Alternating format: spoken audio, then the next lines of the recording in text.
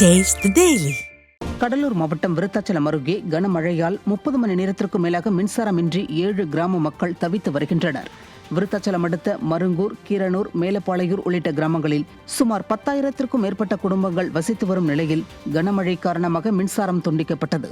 இந்த நிலையில் மின்சாரம் துண்டிக்கப்பட்டு 30 மணி நேரத்திற்கு மேலாகியும் மின்வாரியத்துறை அதிகாரிகள் நடவடிக்கை எடுக்காமல் அலட்சியமாக பதிலளிப்பதாக கிராம மக்கள் குற்றம் சாட்டியுள்ளனர்.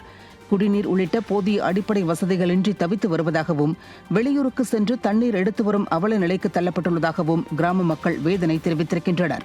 மேலும் 30 மணி நேரத்திற்கு மேலாகியும் மின்சாரம் வழங்க நடவடிக்கை எடுக்காமல் விடிய அரசின் மின்வாரியத்துறை அதிகாரிகள் கும்பகர்ண தூக்கத்தில் உள்ளனரா என கேள்வி எழுப்பியுள்ளனர்.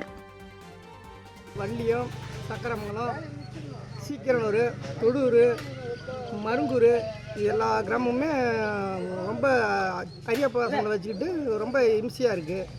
சுத்தமாக கரண்ட்டுங்கிறது இல்லை. 3 நாளாக கரண்ட் வரல. மருங்கூர் மட்டும் பாதிக்கலை. மருங்கூர், கீரனூர், மேலப்பாளூர்,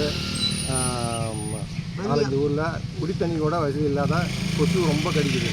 எல்லாம் என்ன தான் செய்கிறாங்கன்னு தெரியல. ஆஃபீஸர்லாம் என்னன்னு இதில் வந்து மேலே உடனடியாக நடவடிக்கை எடுத்து மேல் நடவடிக்கை எடுக்கணும்னு மிக தாழ்மையுடன் கேட்டுக்கொள்கின்றேன். சென்னை அண்ணா பல்கலைக்கழக துணைவேந்தரிடம் தற்காலிக பணியாளர்களை பணி நிரந்தரம் செய்ய கோரி தற்காலிக பணியாளர்கள் முறையிட்டனர். அண்ணா பல்கலைக்கழகத்தில் தினக்கூலி அடிப்படையில் சுமார் 150க்கும் அதிகமான தற்காலிக பணியாளர்கள் பணியாற்றி வருகின்றனர்.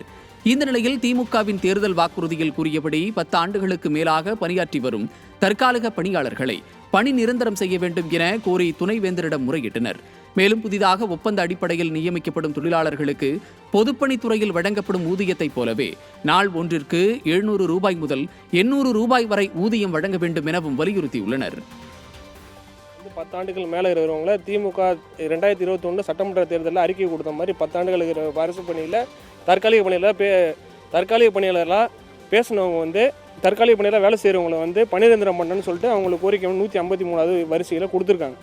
ஆனால் அந்த மாதிரி நடக்கவில்லை. அதுக்கு வந்து நடக்கணுன்றது நாங்கள் வேண்டுகோளை வந்து துணைவேந்தர் மூலயமா துணை அரசுக்கு கோரிக்கை வைத்துள்ளோம்.